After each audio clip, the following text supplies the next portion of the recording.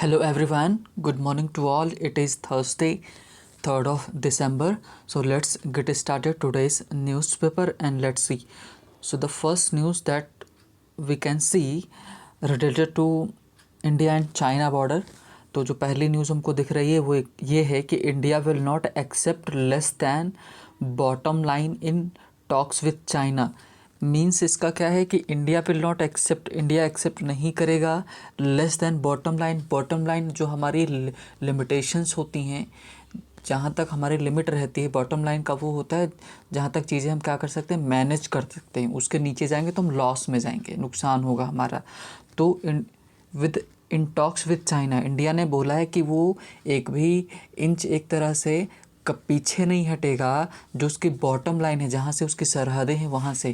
किसमें? बात में। कहने का मतलब वो अपने साथ कोई कॉम्प्रोमाइज़ इंडिया नहीं करेगा। ऐसा किसने बोला है? जो हमारे एक्सटर्नल अफेयर्स मिनिस्टर हैं एस जयशंकर साहब ने, उन्होंने बोला। और उन्होंने ये भी बताया है कि निगोशिएशन जो वार्तालाप होगी है ना, हाल ही में मीन्स हो सकती है और ज़्यादा समय तक चलेगी, टेक लॉन्गर टाइम, है ना, इन्होंने बोला है। नेक्स्ट हमारी जो न्यूज़ है अगेन रिलेटेड टू फार्मर्स, जो 3 फार्म बिल्स हैं उनसे रिलेटेड है। तो जैसा कि कल हमने देखा था कि उन्होंने बोला था कि जो क्या करें उनसे बात तो हुई लेकिन कोई डील पर नहीं पहुँचे, कोई अंतिम निर्णय पर नहीं पहुँचे थे।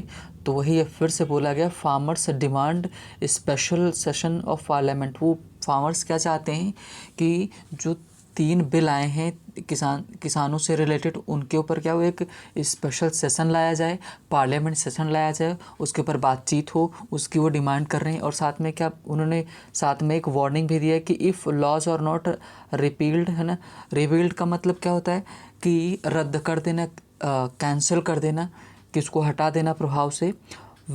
अगर इन्होंने ऐसा नहीं किया तो वी विल चोक दिल्ली, कि हम दिल्ली को क्या करेंगे, चोक करना। मतलब क्या होता है कि जैसे आपका गला दबा दें तो चोक हो जाता है, तो वैसे ही दिल्ली में जो जहाँ से सारी चीज़ें आती जाती हैं उसको बंद कर देंगे से प्रोटेस्टर्स, ऐसा प्रोटेस्टर ने बोला है। तो ये हमारी आज 2 मेन न्यूज़ थी। अब देखते हैं ज़रा जो हमारी नेक्स्ट न्यूज़ है ना, वो है Sasikala seeks sentence remission. Sasikala जो हैं ये कह रही हैं कि जो वहाँ की जो मेन पार्टी रही है वो उसकी असिस्टेंट रही थी, जो हाल ही में, अब आप नेम बताइएगा कि हमारी जो भूत मीन्स जो तमिलनाडु है, तमिलनाडु की फॉर्मर जो सीएम रही हैं, कई बार रही, एक्ट्रेस रही हैं वो, है ना। आप नाम बताइएगा कमेंट सेक्शन में कौन है शशिकला। तो शशिकला उनकी असिस्टेंट रही थी, साथ में उनके साथ उन्होंने काम किया था, उनकी पॉलिटिकल लीडर थी, मीन्स उन्हीं के साथ में थी। तो उन्हीं को क्या हुआ था कि उनकी डेथ से रिलेटेड इनको सेंटेंस मिला था। तो उसी में बोला गया कि शशिकला सीक्स सेंटेंस, वो चाहती हैं कि सेंटेंस रेमिशन हो। रेमिशन का मतलब होता है कि रिलैक्सेशन, उसमें कुछ कमी बरती जाए या फिर हटा दिया जाए। एंड अर्ली रिलीज़ फ्रॉम, हाँ, तो यहाँ पर रेमिशन का मतलब उसमें कमी कर दी जाए, उनके जो सेंटेंस है, सज़ा है, जो प्रिजन है, जो जेल में है, उसको कम कर दी जाए। और क्या हो, अर्ली रिलीज़ फ्रॉम प्रिजन, उनको जल्दी वहाँ से छोड़ दिया जाए जेल से, है ना, ये चाहती उन्होंने, ऐसा बोला है। बीजेपी कैंपेन वैगन, जो बीजेपी का क्या था, कैंपेन था, बीजेपी कैंपेन वैगन, मतलब जो घोड़ा गाड़ी से कैंपेन वो कर रहे हैं। हिट्स का मतलब कि आघात पहुंचाना, एक तरह से जो नुकसान तो नहीं, आघात पहुंचाना होता है। द सेपरेटिस्ट का मतलब क्या होता है कि अलगाववादी जो हैं, अलगाववादी का मतलब जो कश्मीर में है, जो सरकार की, जो हमारी सरकार है उसको नहीं मानते हैं ज़्यादातर, है ना, तो उसको बोलते हैं। और जो बीजेपी का कैंपेन हुआ, कौन सा, वैगन वाला, जो घोड़ा गाड़ी वाला, इसने क्या किया, हिट किया कि इसको सेपरेटिस्ट हॉट बेड ऑफ, ठीक है, सोपोर या सोपोर, ये जगह है, कहाँ के एक टाउन है ना, ये कुपवाड़ा जो आपका क्षेत्र होता है वहाँ का है। तो कश्मीर का एक टाउन है वहाँ से, है ना। तो हॉटबेड ऑफ सोपोर, उसके हॉटबेड का मतलब होता है एक ऐसी जगह जो आपका बड़ा केंद्र हो। और अगर इसको हम इकोनॉमिक्स की भाषा में बात करें या इन्वायरमेंट की भाषा में बात करें तो जो हॉटबेड होता है उसको बोला जाता है जो बीज बोने के लिए जगह तैयार हो, मतलब अच्छी जगह हो उसके लिए। तो कहने का मतलब कि जो इनका कैंपेन हुआ, इसने सेपरेटिस्ट का जो हॉटबेड था, जो मेन केंद्र था, उसको हिट किया, कौन सा, सोपोर का, है ना। नेक्स्ट देखते हैं। First arrest made in Uttar Pradesh under conversion ordinance, जो कन्वर्जन को लेकर के अध्यादेश आया था, उसमें पहला अरेस्ट हुआ कि दिल्ली बरेली में पहली रिपोर्ट आई थी कि इससे रिलेटेड कि किसी का कन्वर्जन कराया गया, धर्म परिवर्तन को लेकर बात हुई थी, है ना। तो उसी से चलते यूपी में ऑर्डिनेंस लागू किया गया है। Hardik Jadeja help India avoid a clean sweep. Clean sweep क्या होता है? एकदम से सफाया कर देना। 3 मैच थे, तीनों के अगर इंडिया हार जाती तो क्या होता? क्लीन स्वीप होता। तो कल एरॉन फिंच ने बोला ही था कि वो इंडिया को क्लीन स्वीप करना चाहते हैं, लेकिन ऐसा हो नहीं पाया ओडीआईज में, है ना। तो इन्होंने थोड़ा सा लाज रख ली। अब हार तो गए ही हैं, लेकिन फिर भी लास्ट वाला मैच इंडिया ने जीता। अब नेक्स्ट देखते हैं न्यूज़ हमारी क्या है। नेक्स्ट जो न्यूज़ है that is related to means international news है। Boris Johnson invited as chief guest for R day. अब आर डी है, तो आर डे का मतलब R for Republic day, for पता ही है दिन होता है, तो रिपब्लिक डे के लिए इनको इनवाइट किया गया। पैसिव वॉइस में ऐसे लिखा जाता है सेंटेंस, बोरिस जॉनसन इनवाइटेड। तो बोरिस जॉनसन ने इनवाइट नहीं किया, शॉर्ट में किया गया कि बोरिस जॉनसन को, ये यूके के प्राइम मिनिस्टर हैं, इनको इनवाइट किया गया as a chief guest for Republic Day के लिए। लेकिन वहाँ से लंदन से अभी जो निर्णय आना बाकी है, वहाँ के फैसले के लिए इंतज़ार कर रहे हैं। नेक्स्ट हमारी न्यूज़ है दैट इज़ रिलेटेड टू जज से रिलेटेड। ये पहले भी काफ़ी करनान जो हैं ये पहले भी हेल्ड किए गए, मतलब इनके ऊपर पहले भी कई सारे चार्जेस लगे हैं, ये उल्टा सीधा बोलते हैं इसीलिए। तो ये जो फॉर्मर हैं, जो भूतपूर्व हैं हाई कोर्ट जज रहे हैं, ये इनको क्या करनान है ना, इनको हेल्ड मतलब अरेस्ट किया गया। किसके लिए? He made vulgar remarks against supreme court जजेस एंड देयर स्पाउसेस। मतलब पति पत्नी को लेकर के जो कपल हुआ करते थे, कपल थे, स्पाउसेस थे पति पत्नी, उनको लेकर इन्होंने बड़े रिमार्क्स टिप्पणी की थी, वल्गर रिमार्क्स की थी। इसके चलते इनको अरेस्ट किया गया है इनके घर से, है ना। तो पहली चीज़ तो जज हैं, अब इतनी आपकी वैल्यू है, फिर आप ऐसा नहीं कर सकते इस पोजीशन पे आके, है ना। नेक्स्ट है मीन्स हनी है, जो the sweetener means on your plate में भी शुगर सिरप। कहना ये चाह रहे हैं कि जो हम हनी का इस्तेमाल करते हैं, यूज़ करते हैं अपने मीन्स क्या करते हैं कि चीज़ों को खाने के लिए हम इसका इस्तेमाल किया जाता है। तो उन्होंने बोला कि जो आपके प्लेट में हनी रखा है, तो अभी हाल ही में एक हुआ क्या, एक्चुअली में सर्वे हुआ है। तो सर्वे में बोला गया कि इसकी प्योरिटी के ऊपर, जांच के ऊपर, जो प्योरिटी को लेकर इसकी जांच हुई है, उसमें ये अशुद्ध पाया गया, इसमें शुगर बहुत ज़्यादा की मात्रा मिली है। तो उसके चलते बोला गया कि शुगर सिरप हो सकती है। कहने का मतलब कि आपको इससे शुगर हो सकता है कि उसमें बहुत ज़्यादा शुगर मिलाई गई हो, और क्या ना हो, हनी की जगह पर ना हो, हनी की जगह पर आपको शुगर मिल सकता है, मतलब इसमें एडल्ट्रेशन हो सकता है, मिलावट हो सकती है। नेक्स्ट जो हमारी न्यूज़ है that is related to 2021 exam. तो उन्होंने क्या बोला, 2021 board exams will be in written mode, लिखित फॉर्म में ही होंगे, सीबीएसई ने ऐसा बोला है, ठीक है। और looking into alternatives for practicals, looking into किसके लिए देख रहे हैं, प्रैक्टिकल्स के लिए कोई दूसरा विकल्प खोजा जा रहा है।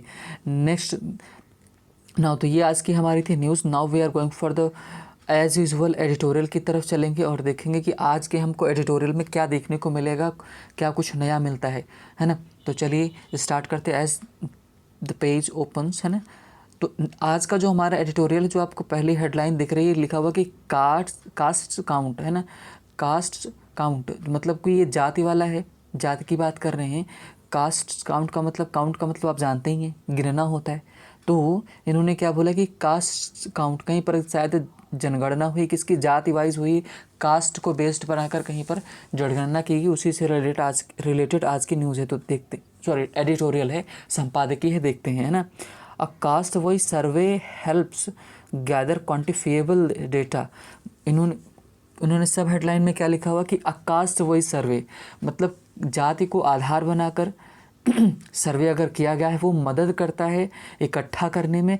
क्वांटिफिएबल का मतलब होता है क्या, आप बोल सकते हो जिसको नापा जा सके, है ना, वो क्वांटिफिएबल डेटा, या जिसका परिमाण निर्धारित किया जा सके, वो डेटा कलेक्ट करने में हेल्प करता है। और क्या, बट साथ ही में उन्होंने हिदायत भी दी कि but the aim must be casteless society, कि जो हमारा लक्ष्य क्या होना चाहिए, वो कास्टलेस सोसाइटी होना चाहिए, कि सोसाइटी से, समाज से कास्ट का, जाति जो है वो ख़त्म हो जाए, ताकि सभी लोग क्या हो सके, इक्वल हो सकें, है ना। अब इस जरा पूरी लाइन का फिर से मैं मतलब बता देता हूँ कि इन्होंने क्या बोला, जो जाति को आधार बना करके सर्वे किया जा रहा है ये अच्छा है क्वांटिफिएबल डेटा इकट्ठा करने में, जो मीन्स परिमाण घोषित करने में, या डेटा जो हमको मिलेगा, है ना, वो अच्छा डेटा मिले, इसके लिए कास्ट वाइज सर्वे किया जा सकता है, कोई प्रॉब्लम नहीं है, वो हेल्प भी करेगा। लेकिन हमारा जो अंतिम लक्ष्य होना चाहिए वो ये होना चाहिए कि कास्टलेस सोसाइटी बने, जाति को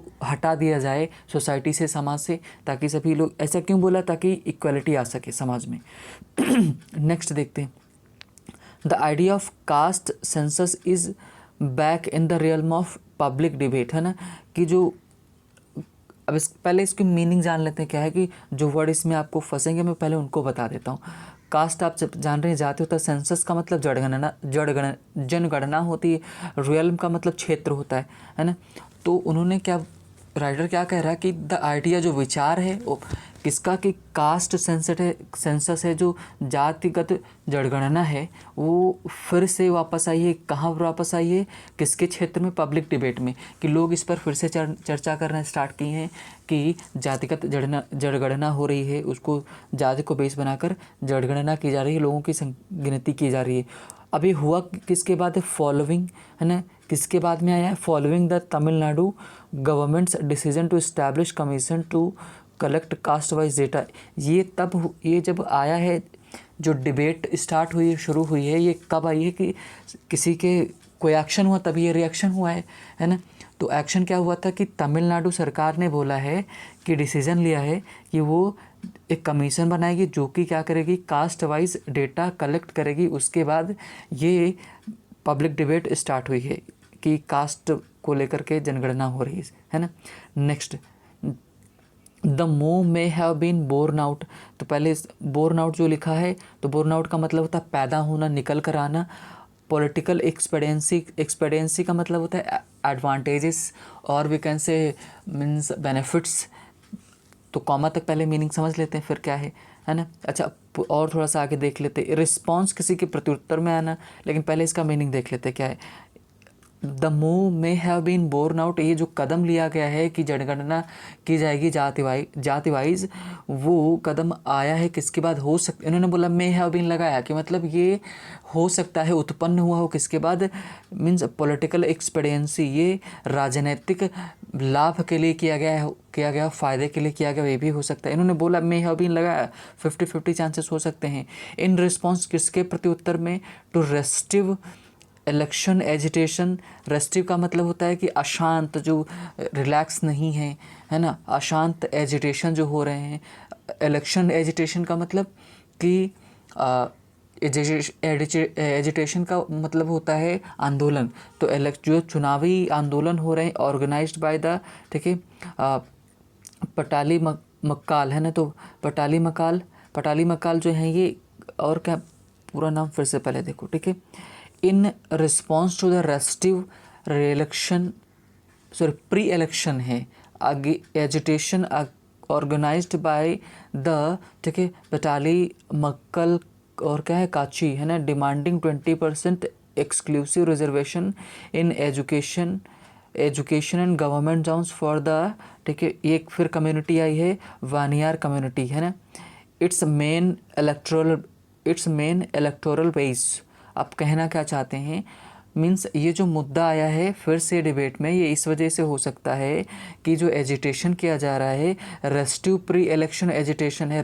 रेस्टिव का मतलब अशांत होता है, प्री इलेक्शन का मतलब इलेक्शन के पहले का।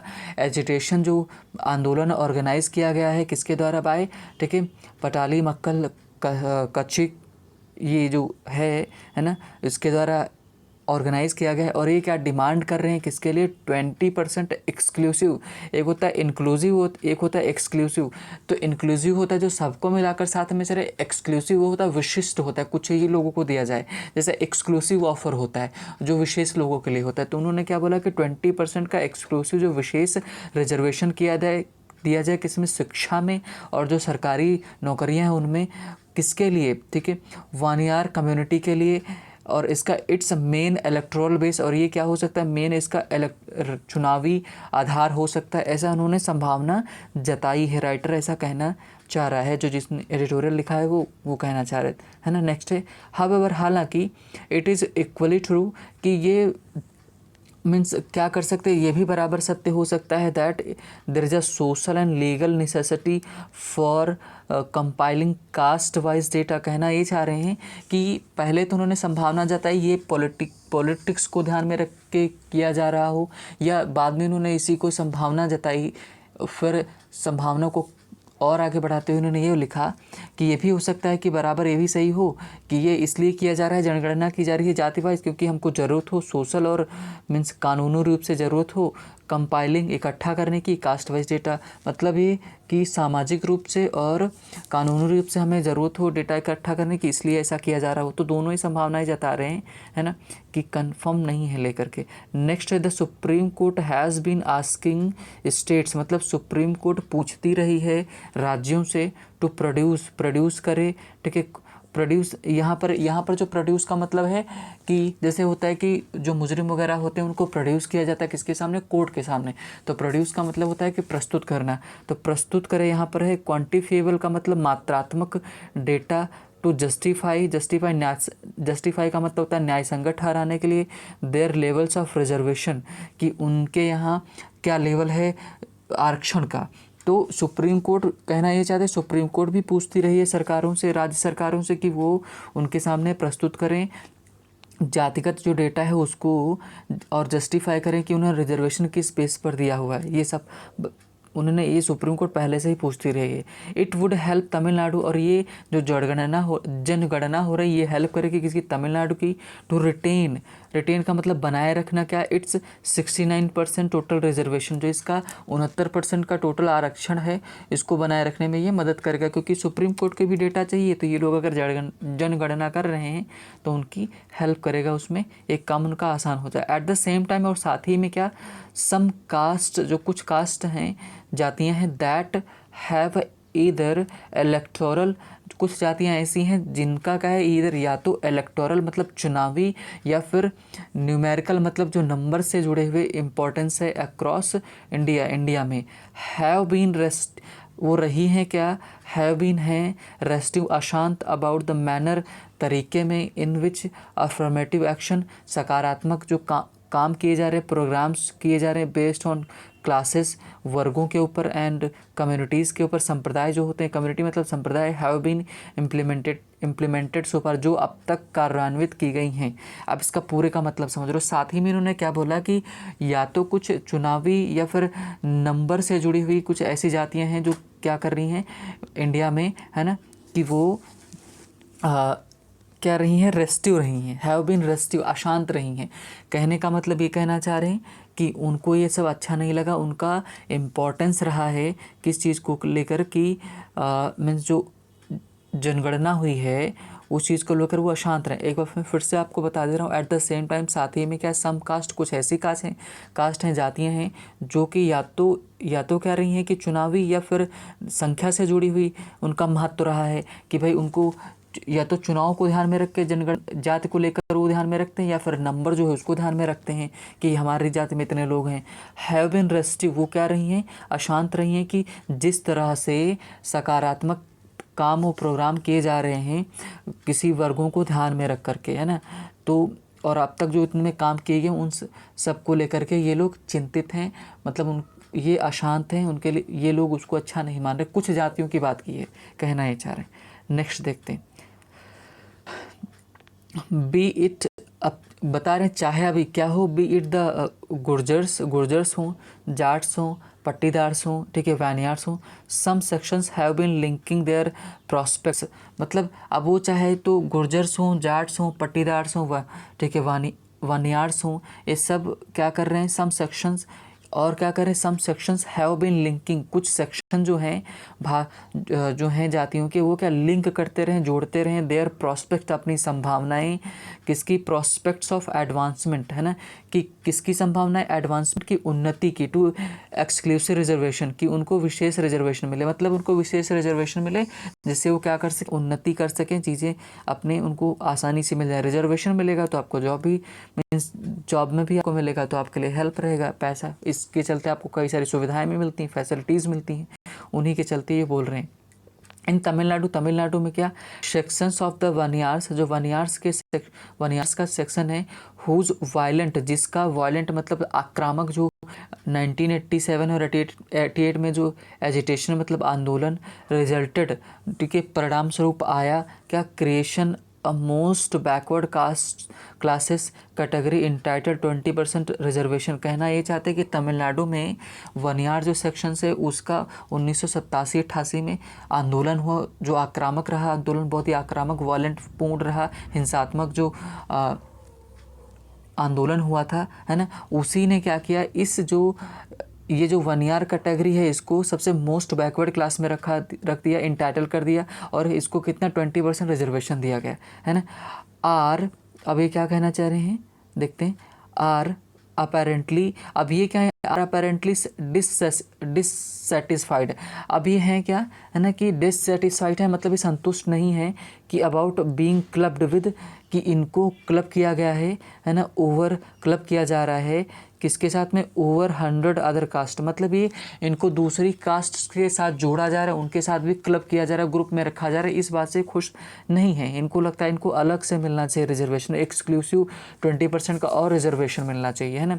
इट इज़ अ सॉबरिंग रिफ्लेक्शन, मतलब कि सॉबरिंग का मतलब एक क्या बोल सकते हैं आप, गंभीर जो है रिफ्लेक्शन, हमको जो परावर्तन देखने को मिल रहा है ऑन हाउ रिजर्वेशन ऑपरेट्स, है ना, कि मतलब चीज़ें रिफ्लेक्ट होकर हमको कैसे दिखाई पड़ रही हैं कि रिजर्वेशन कैसे ऑपरेट्स कैसे करता है, चीज़ों को ऑपरेट्स कैसे करता है ना। दैट कि सम कास्ट, जो कुछ कास्ट हैं जो फील करती हैं क्राउडेड आउट इन कंपटीशन, है ना, as aspire for the safety of exclusive reservation. Aspire का मतलब क्या होता है, एस्पायर का मतलब होता है इच्छा करना, किसके लिए, सेफ्टी ऑफ, किसकी सुरक्षा के लिए, एक्सक्लूसिव रिजर्वेशन के लिए। कहना ये चाहते हैं कि इट इज़ अ सॉबरिंग रिफ्लेक्शन, मतलब ये आराम से देखा जा सकता है कि रिजर्वेशन कैसे चीज़ों को ऑपरेट करता है, और कुछ कास्ट जो जातियां हैं कैसे फील करती हैं, क्राउडेड फील करती हैं कंपटीशन में, कि जिसको देखो उसी में रिजर्वेशन दिया जा रहा है तो उनके लिए प्रॉब्लम क्रिएट हो रही। भाई अगर 100 लोग हैं उसमें से 80 लोग, अगर 80 लोगों को रिजर्वेशन मिल जाएगा तो फिर क्या मतलब है, ये कहना ये चाह रहे हैं कि, तो वही कह रहे हैं कि उन जो कुछ जिन जातियों को रिजर्वेशन मिला वो परेशान हो रहे हैं कि भाई इनको भी रिजर्वेशन दे दिया जा रहा है, फिर तो हम नॉर्मल हो जाएंगे ना सबकी तरह। तो वही कह रहे हैं कि उनको भी एक्सक्लूसिव फिर से एक्सक्लूसिव रिजर्वेशन देना चाहिए, ये कहना चाह रहे हैं वो लोग, है ना। नेक्स्ट देखते हैं, जो हमारा अगला पैरा है, द प्रपोज्ड कमीशन, है ना, जो प्रस्तावित है, प्रपोज्ड का मतलब प्रस्तावित जो कमीशन है, मे नॉट कंडक्ट, वो ना कराए क्या, इलेबोरेट इन्यूमरेशन का मतलब क्या होता है कि संख्या से जुड़ा हुआ जनगणना, ठीक है। इलेबोरेट का मतलब विस्तृत, हो सकता है कि जो प्रपोज्ड किया गया प्रस्तावित कमीशन है वो विस्तृत रूप में जनगणना ना करे, on the lines of centres, ठीक है, सेंटर्स डिसेनियल का मतलब 10 साल का, जो हमारे यहाँ जो जनगणना होती है कितने साल पर होती है, हर 10 साल में होती है ना, तो 2011 में हुई थी, तो अगली क्या होगी 2021 में फिर से होगी।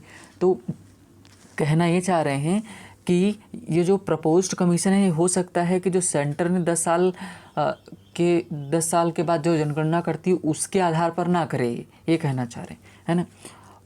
इट्स मैंडेट इज़, इसका जो मैंडेट है, जो काम है मेनली है, वो क्या है, टू एग्जामिन जांच करने का, द मेथोडोलॉजी, की जो काम करने का मेथड प्रक्रिया है, of collecting caste wise particulars, है ना, कि कास्ट वाइज कितने लोग हैं, क्या है, इन सब चीज़ों को वो इकट्ठा करना चाहती है, मेन इसका पर्पज़ ये है। और क्या करे, कास्ट वाइज क्या करे, कंडक्ट अ सर्वे कराए, based on that and submit a report. मतलब करें कि ये जो प्रपोज्ड कमीशन है इसका मेन काम है कि ये हो सकता है कि जो सरकार ने 10 साल में जो जनगणना करती है उसके वो जो बेस उसका है, जो आधार है, उसको बेस बनाकर ना करे, वो अपने हिसाब से करे, और मीन्स रिपोर्ट क्या करें, सबमिट करें, विशेष पर्टिकुलर चीज़ों को, जिस चीज़ के लिए बनाया गया उसी को ध्यान में रख के रिपोर्ट जमा करते। नेक्स्ट देखते हैं, it will be okay just wait, हाँ, it will be quite challenge to arrive a sound assessment of the social and educational backwardness of each caste। कहना चाह रहे हैं कि it will be a quite मतलब it will be quite है ना, ये पूरी तरह से क्या होगा, a challenge एक चुनौती होगी, to arrive आना, कहाँ पर आना, कौन से निर्णय पर आना, टू साउंड असेसमेंट मतलब एक अच्छा एकदम क्लियर मूल्यांकन। किसका मूल्यांकन, सोशल सामाजिक रूप से और जो शैक्षिक रूप से पिछड़े हुए जो जातियां हैं, ऑफ द ईच कास्ट मतलब कि हर एक कास्ट के जो सामाजिक और क्या बोल सकते हो आप, शैक्षिक रूप से जो पिछड़े हुए लोग हैं उनका मूल्यांकन करना और एकदम साफ मूल्यांकन करना, ये हमारे लिए सबसे बड़ा चुनौतीपूर्ण मुद्दा रहा है। ठीक है, क्या रहेगा। नेक्स्ट है, the census of India has not collected cast wise data since 1931 मतलब कि इंडिया में जो जनगणना हुई है तो 1931 के बाद से कभी भी क्या हुआ है कि जाति वाइज डेटा कभी भी कलेक्ट नहीं किया गया है ना। 1931 के बाद में जाति वाइज डेटा कलेक्ट नहीं किया गया है, has not collected cast wise data जो है ना, ये बताना चाह रहा है। विद एक्सेप्शन, किसका एक्सेप्शन, अपवाद कौन सा, डिटेल्स अबाउट SC और ST जो शेड्यूल्ड कास्ट हैं और शेड्यूल्ड ट्राइब्स हैं, इनकी डिटेल्स ज़रूर ली गई। ये एक्सेप्शन है कि इनसे पूछा गया है कि आप SC हैं, क्योंकि इनके लिए अलग प्रावधान है तो इसलिए पूछना ज़रूरी है। बाकी 1931 के बाद जाति वाइज जनगणना भारत में नहीं हुई है ना। नेक्स्ट देखते हैं, the centre conducted a socio economic caste census इन 2011। केंद्र ने क्या किया 2011 में, सोशियो मतलब सामाजिक, इकोनॉमिक मतलब आर्थिक, मतलब सोशियो इकोनॉमिक कास्ट को लेकर के क्या किया गया, जनगणना हुई किसमें 2011 में। एन अटेम्प्ट और एक प्रयास रहा to link collection of caste data, कि क्या करें कि जो एक प्रयास रहा कि लिंक करें क्या, कलेक्शन ऑफ कास्ट डेटा जो जातिगत डेटा इकट्ठा हुआ है along with socio economic data, किसके साथ में, सोशियो जो सामाजिक आर्थिक डेटा है ना, मतलब आपकी जो सामाजिक स्थिति और आर्थिक स्थिति को ध्यान में रख के किया गया डेटा है उसको, that there could be a comprehensive assessment. Comprehensive का मतलब होता है व्यापक, बहुत जो बड़ा दायरा बनाकर चले, व्यापक मूल्यांकन के लिए ऑफ द लेवल्स ऑफ किसके, कि आपका देखा जाए डेप्रिवेशन का मतलब आप किस चीज़ से वंचित रहे हैं, और बैकवर्डनेस इन द सोसाइटी मतलब कि जो 2011 में जनगणना हुई थी वो इस आधार पर की गई थी, जातिगत उसमें थोड़ा सा था तो रोल, लेकिन सोशियो जो सामाजिक और आर्थिक जो हमारी स्थिति थी उसको उससे जोड़ करके किया गया था, व्यापक रूप से किया गया था, क्या मूल्यांकन किया गया। और इस वजह से मूल्यांकन किया गया कि आपका लेवल, हमारा लेवल चेक करने के लिए कि हम किस चीज़ से वंचित हैं, कहाँ तक हम पिछड़े हैं सोसाइटी में, इन सब चीज़ों को करके किया गया था, है ना। नेक्स्ट देखते हैं, हावेवर हालांकि प्री एज्यूमेबली, ठीक है, मतलब संभावनाएं एक इसकी हैं, because of presumably because of the lack of reliability of the data collected, मतलब कि संभावना ये है कि लैक ऑफ रिलायबिलिटी मतलब विश्वास की जहाँ पर कमी हो, भरोसे की कमी ऑफ द डेटा कलेक्टेड, जो डेटा कलेक्ट किया गया है उसके ऊपर जो शायद भरोसा नहीं। और ये कहना चाह रहे कि इसको तमिलनाडु जो डेटा कलेक्ट कर रहा है उसको बता रहे कि हो सकता है इनको भरोसा ना हो सेंटर वाले के डेटा के ऊपर, इसलिए डेटा फिर से कलेक्ट कर रहे हो। और इट्स पॉलिटिकल, इसका जो राजनीतिक या फिर चुनावी जो संवेदनशीलता है उसको ध्यान में रख के कर रहे हूँ, है ना, फिर से जनगणना कर रहे हैं। The caste portion of the SECC क्या होता है, सोशियो इकोनॉमिक कास्ट सेंसस, है ना, हैज़ नॉट बीन डिस्क्लोज्ड सो फार। कहना ये चाह रहे या तो हो सकता हो कि ये डेटा जो सेंटर ने प्रोवाइड किया है इसके ऊपर ये भरोसा ना करते हों, या ये भी हो सकता है कि सेंट्रल गवर्नमेंट ने अब तक जो कास्ट वाइज डेटा है उसने अभी तक रिलीज़ नहीं किया, इस वजह से ये खुद से कर रहे हों, है ना, क्योंकि टाइम तो हो रहा है इस वजह से, है ना, टाइम तो हो गया ना जनगणना का, इस वजह से शायद नहीं किया, इस वजह से करना चाह रहे हैं। या डिस्क्लोज जो पहले वाला डेटा है डिस्क्लोज नहीं किया, इस वजह से भी हो सकता है।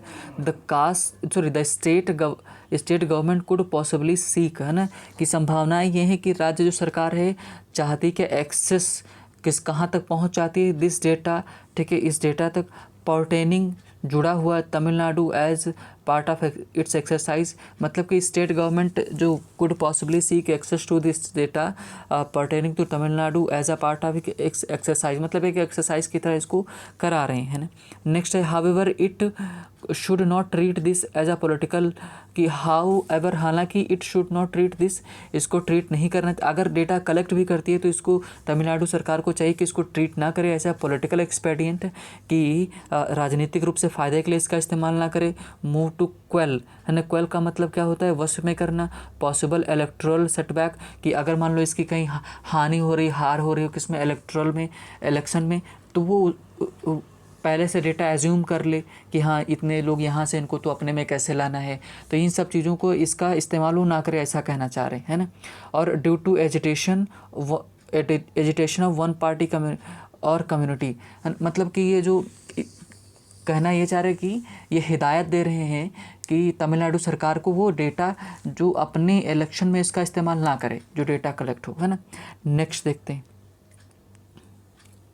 रैदर बजाय इसके कि क्या करे, इट शुड सीक, ठीक है, रेशनलाइज, इसको क्या करना चाहिए, रेशनलाइज करना चाहिए, तार्किक रूप से क्या करना चाहिए, deepen and its social justice policy, मतलब जो डेटा कलेक्ट करे उसको सही जगह इस्तेमाल करे, रेशनलाइज करे, और रेशनलाइज का मतलब तार्किक रूप से इसका इस्तेमाल करे, डीपेन करे क्या, और गहरी करे, सोशल जस्टिस पॉलिसीज़ हैं उसको, नीतियाँ हैं उनको करे, विद ट्रू असेसमेंट, वास्तविक रूप में इनका क्या हो, मूल्यांकन हो, of the backwardness of various caste, जो अलग अलग तरह की कास्ट हैं उनकी जो पिछड़ापन में है उसको जांच करे अच्छे से, है ना। आफ्टर ऑल, अंततः क्या है, द प्रोग्रेस जो है टुवर्ड्स द कास्टलेस क्या है कि टुवर्ड्स किसकी तरफ, कास्टलेस, हमारा जो मतलब बिना जाति के, है ना, एंड इक्वल सोसाइटी और to remain in state's ultimate goal, कहना ये चाह रहे हैं कि आफ्टर ऑल अंततः क्या है, प्रोग्रेस टुवर्ड्स किसकी तरफ हमारा उन्नति होनी चाहिए, कास्टलेस मतलब जातिगत रहित,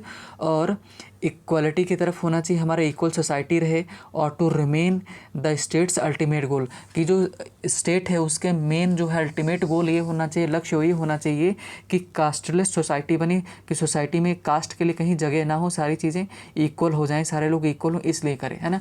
तो ये आज का हमारा एडिटोरियल था जो कि बेस्ड था किसके ऊपर, जाति को, जाति हमारा जो कास्ट सिस्टम है उसको लेकर बेस्ड था, है ना। So thank you for watching the video, take care and bye bye.